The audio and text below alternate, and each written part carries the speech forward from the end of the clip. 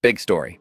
Millions of Americans took to the streets this weekend in the No Kings nationwide protests, over 12,700 rallies in all 50 states, and organizers estimate about 7 million people marched. These weren't fringe events. They were massive, peaceful demonstrations rejecting what many see as the increasingly authoritarian tone of President Donald Trump's administration. The message? Simple. We're not going back to mini monarchies. We're not going to sit quietly while the idea that one man should rule like a king takes hold. And yet, what did we see from Team Trump? Ridicule. Deflection. Dismissal. President Trump preemptively said, "I'm not a king." But then on his own social feed, he posted a bizarre AI-generated video of himself wearing a crown, flying a jet labeled King Trump, and dropping brown sludge on protesters. That's more than tone deaf. It's mockery. It's contempt.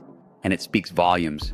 Let's zoom in on how the right responded. For many GOP figures, the protests weren't seen as a sign of democratic concern. They were labeled an anti-American hate rally.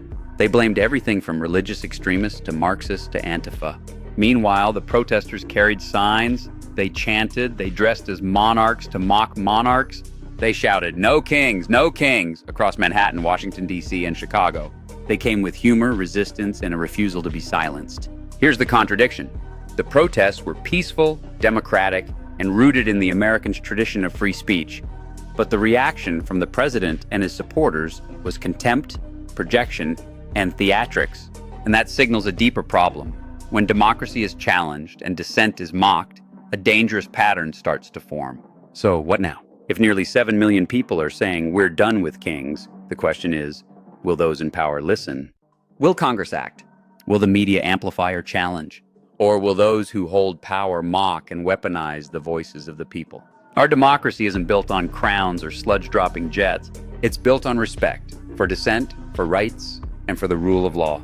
These protests were a loud reminder of that fact. The bigger question now, are we going to act like we meant it? That's your turn. See you next time.